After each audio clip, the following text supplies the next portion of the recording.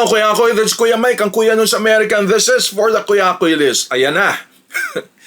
Nagulat tayo. By the way, nandito tayo at nandito na yung ating shirt galing from the Kuya Koy Life. Yung nakalagay rito. Actually, hindi. The Kinder Life ito, no? Na shirt. So, we have another store ng The Kinder Life in Etsy. So, ito na nga yung t-shirt natin dahil No King's Day movement ngayon. Protest, birthday, pa-birthday ng ating presidente na si Trump. Pero ano ba ginagawa niya? Siyempre, parang lumalabas, parang nandun na naman tayo sa mga panahon ng mga diktadurya na kung saan nagmamarcha ang mga tangke, nagyayabang ng mga ng mga missiles. Parang panahon na, parang sa Russia lang, di ba? Parang nasa North Korea lang. Parang never ito nangyari sa Amerika. Pero ganun talaga ang gusto ng presidente ngayon ng Amerika. So, meron tayong pa-t-shirt. Ito nga, itong when he goes low, he goes small. I guess, he's small. Small person. This is from Obama. Alright? Any case, nako, nakakagulat yung resulta ha. Totoo lang. Wala naman akong ano talaga, no? Kahit sino sa kanila ang matira at kung sino man ang umalis, okay lang tayo. Pero nakakagulat dahil, wow, itong syukla na sila Clarice at si Shuvi natanggal, no? I think dikitan talaga ang laban. At yung Dasbia, Dustin and Bianca, kinda na-predict na natin. And kinda we know kung gaano kalaki yung following nila.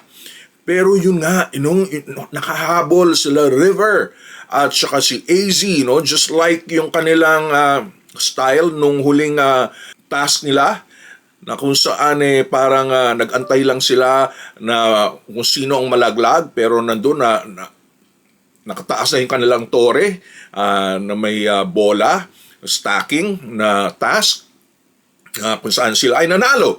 So it seems to be that way, no? Nakakagulat actually. And I'm happy for River and AZ. Totoo lang, I'm happy for them.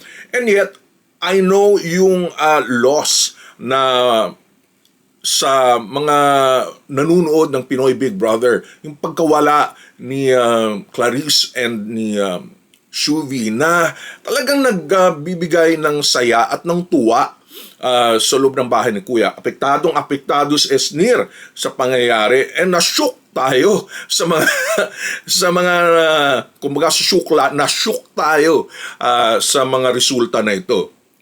Number one, bago umalis man lang, yung nagyayakapan na silang lahat, hinabili na kay Mika yung pagluluto ni Clarice. Ganun talaga mag-isip yung nanay, no? Na kung saan ikaw na anak, ikaw muna ang gumawa ng mga responsibilidad dito. But I'm really happy as well sa nakilala ko si Shuvi. Hindi ko kilala at all si Shuvi.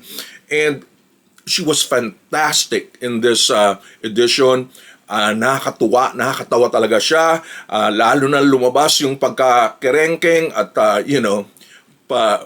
pagudi, pa-cute niya during nung pagpunta ni Donnie. And then, matalino itong si Shuvi. Pwedeng isabak, pwedeng i-hone talaga sa beauty contest. Maganda pa. Okay? So, I really like itong si Shuvi. Talagang nag-shine siya rito. And of course, Clarice, no? Nag-shine. For a while, I will have to admit, oh my gosh, I like her. Magaling siyang kumanta. I do like her. Pero, dito talaga lumabas yung kinang ni Clarice. Talagang all out yung pagbigay niya. Of course, nung nagbigay na rin siya ng kanyang yung pag-express niya ng kanyang orientation na may ka-live-in siya. So, at the same time, nakakatawa talaga siya. Yung humor, Pinoy humor, kuhang-kuha niya ang mga Filipinos. So, I think they will really shine even after Pinoy Big Brother. Both Shuvi and Clarice. Clarice, you need to go to teleserye and the movies. Talagang bagay ka doon. Okay? Maging ate, maging nanay. I like And I'm sure happy si Meme Vice regarding sa pagpasok mo. And I'm sure happy rin si Meme Vice sa naging resulta na kung saan si River, ka-close niya yung family nung girlfriend ni River na si I forgot her name, Jella, no? Who would have thought na yung parang, hindi nagpapakita ng kanyang leadership skills, dito napakita niya for snippets, no? Yung mga nuggets ng pagiging leader niya lumabas din, and palaban na rin na si AZ, na kung saan sinabihan pa ni Ralph na lumaban ka ha, lumaban. Nako ha, may papaganyan pa si Kuya Ralph ha. Awan ko kung maniniwala pa rin ang AZ Ralph na mga followers sa kay Ralph, no? Or ngayon parang alam ko maalis na. Mukhang tawag red flag na nga itong si Ralph, no? Tingnan natin, baka makagawa pa ng paraan si Ralph. May pakita niya yung, baka konting pagsuyo kay AZ, pero AZ daw kay Ralph na rin. Alright, so we don't know. Ano ba mangyayari sa loob ng bahay para ni Kuya regarding sa pagsasama ni Ralph at ni AZ? Problema lang is that syempre si AZ is didikit na kay River. At syempre ito naman si Ralph nandun naman kay Will. So kumbaga the chances are not as big, are not as wide this time. Dahil nga sa pagpili. And then yung pang pinakita na mukhang na kinurot itong ni Ralph. Actually, hindi lang kinurot, no? Parang sinaksak itong si AZ. Pero ngayon parang lumiwanag ang isip ni Ralph na mukhang mali. Mali yung kanyang strategy, mali yung kanyang naging desisyon. And then titingnan natin kung ano ba talaga. When you think magkakaroon pa ng love team after Pinoy Big Brother na magtatapos sa July 5th. You think itong AZ and Ralph mamamayagpag pa rin?